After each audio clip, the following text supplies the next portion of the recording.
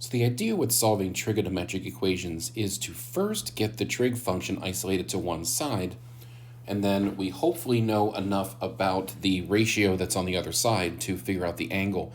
And we're going to stick with examples where we know the angle. So it's going to be one of the special 30, 45, 60, or any angle that uses those as reference angles. So here's what we're up against. So we want to solve the equation 2 sine x equals 1. So the first thing I want to do is get the trig function alone on one side. And notice I have that written right here. So that is very important to try to get that trig function isolated to one side. So this means that we have sine of x is equal to 1/2. And that is an equation I know we can solve. So usually we are only concerned with one full revolution, so 0 to 2 pi. Remember that in degree world, that's 0 to 360. So I would encourage you, if you're not comfortable going straight to radians yet, do degrees first and then convert all your answers to radians for your final answer. Okay, so sine of x equals 1/2.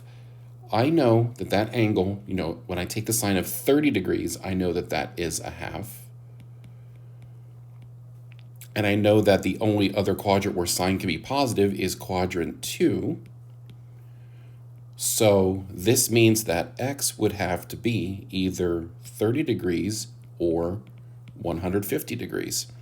Now in radians, that would mean pi over 6 and 5 pi over 6. And there's our solution. Okay? Now what if we wanted to find all solutions? Well, remember, solutions repeat according to the period of the graph, right? So once we've solved the first equation, we know the answer to the second equation as well. I know that x is equal to pi over 6 plus any multiple of 2 pi, which I call 2 pi k. And I know also x is equal to 5 pi over 6 plus 2 pi k. And in either case, k is an integer.